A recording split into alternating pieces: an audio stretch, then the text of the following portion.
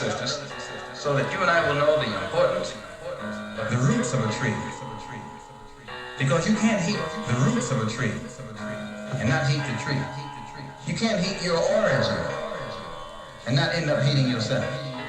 I point these things out so that you and I will know the importance of being in complete unity with each other, harmony with each other, and not letting the man maneuver us into fighting one another.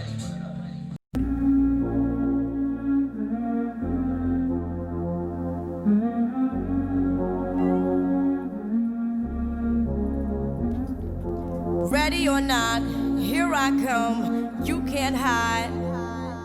Gonna find you and take it slowly. Matt Hancock cried, didn't he, when talking about the new vaccine? What does it mean when politicians cry? Let's have a look at politicians crying. Let's look at the way the pandemic has served the interests of the powerful and affected ordinary people. And let's look at evocative images of crying politicians while looking at the reality that it's potentially masking. I mean, just simple words there, reacting it. You're quite emotional by that. Well, it's just, it's been such a tough year. But I don't think that's actual crying, is it? It's sort of laughing. Well, What I would say is it was definitely theatrical. Whether or not he's crying, I mean, he's evidently not crying if what you mean by crying is tears coming out of someone's eyes, because that's not what's happened.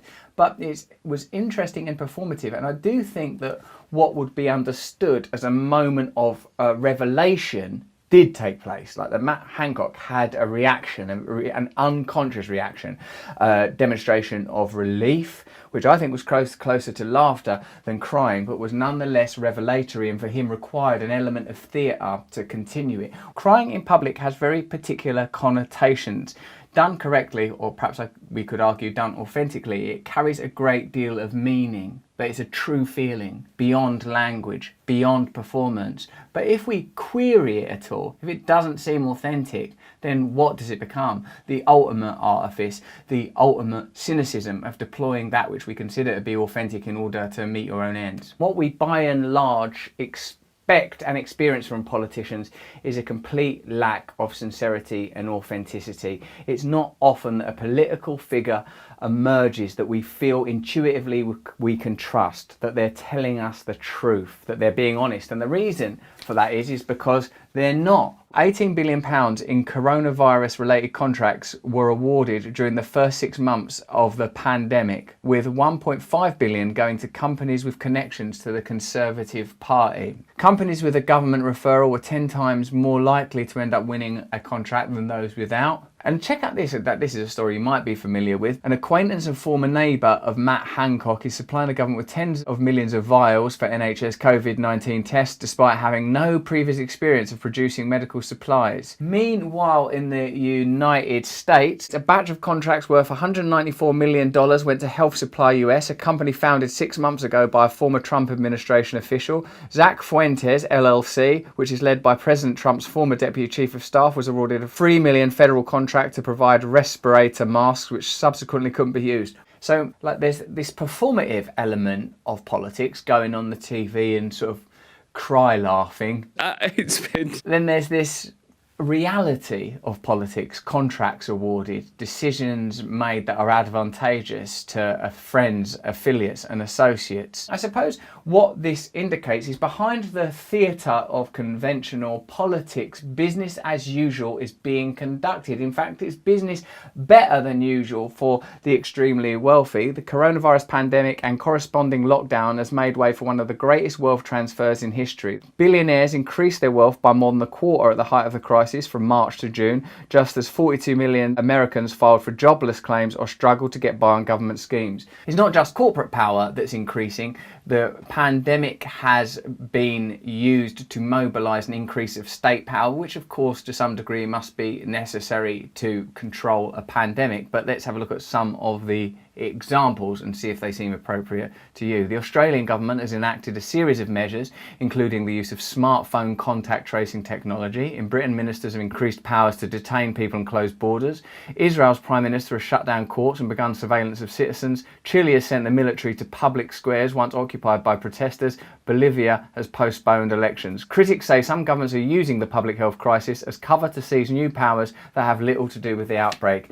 And certainly there would be form for that in that great and defining disaster of the modern era, the 9/11 attacks. We of course saw an increase in legislative power in the shape of the Patriot Act. It essentially gave birth to the surveillance age, or gave rise to it in a hitherto unseen form. So in spite of this level of performance, the reality has been a great transfer of wealth has taken place. Meanwhile, state-imposed sanctions are being proposed on the most vulnerable people, and insufficient measures are being taken to ensure the safety and protection of the most vulnerable members of society. It's just, there's so much work gone into this, and I'm really, it makes you proud to be British. Let's have a look at some more politicians crying and see what it makes us feel. Whatever challenges come before us, I will always believe our nation's best days lie ahead. God bless. Sometimes I think they're not crying on behalf, like it's not tears of compassion, but it's actually the opposite, rather individualistic, egocentric expression of tears. I see that, we notice now that it's affecting you now, and it must have been Yes, the it's not most affecting difficult. my voice now. It's not affecting my voice. I can still basically be Margaret Thatcher. With enormous and enduring gratitude to have had the opportunity to serve the country I love. That was very sincere, that one.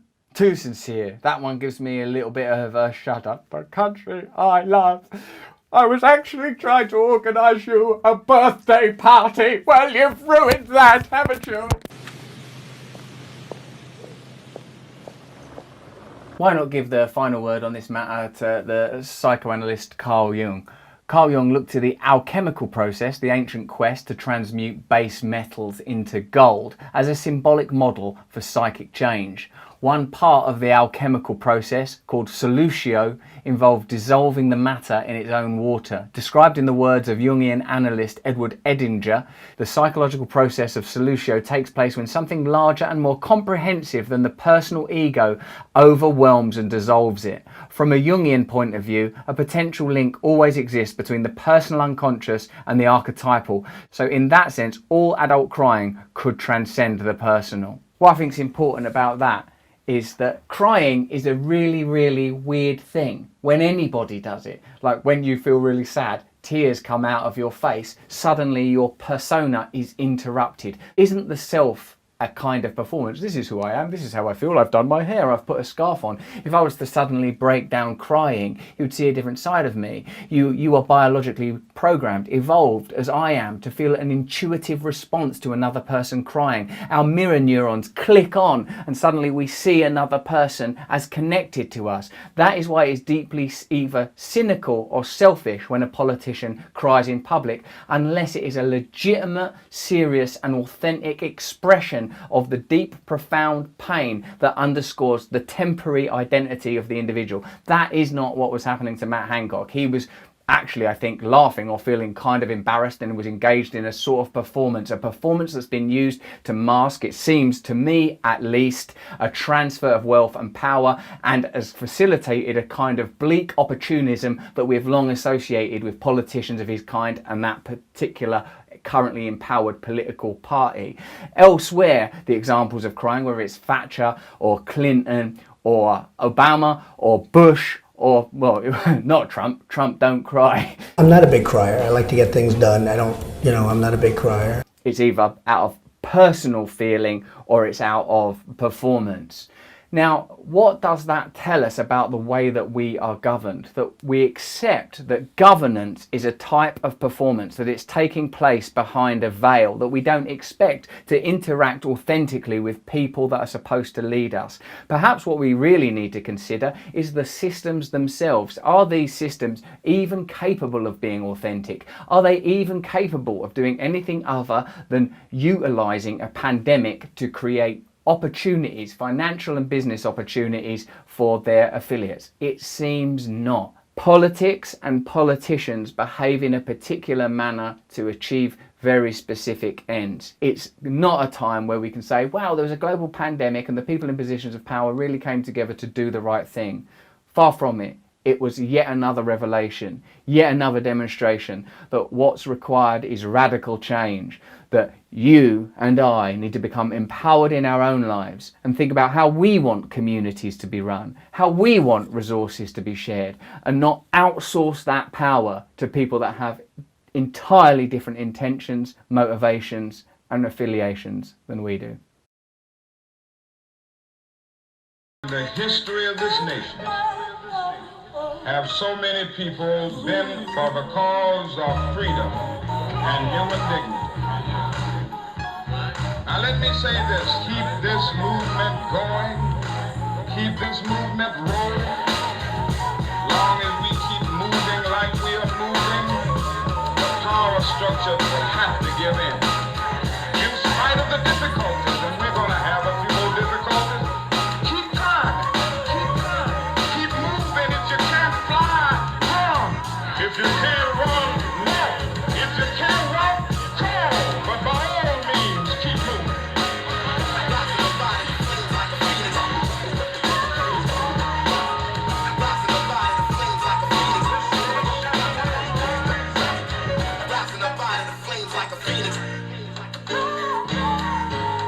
Rising up out of the